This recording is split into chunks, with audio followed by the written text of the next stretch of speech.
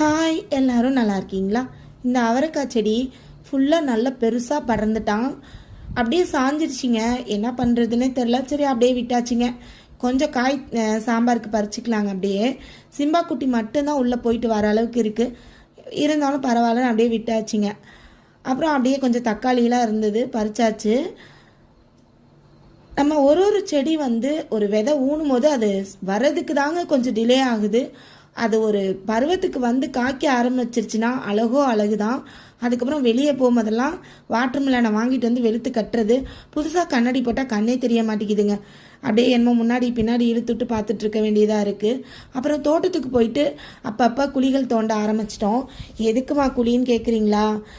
தென்னம்பிள்ளை நன்னோன்னா நம்ம குழி தோண்டி நல்லா கொஞ்சம் ஒரு 1.5 அடி இருக்கணுங்க. குழி தோண்டி அதை ஆற போடணுங்களாம். ஒரு ஒன் வீக் கிட்ட குழியை நல்லா ஆற போட்டதுக்கப்புறம் கொஞ்சமாக வேப்ப முன்னாக்கு, ஒரு மரத்துக்கு 1/4 கிலோ சொல்கிறாங்க.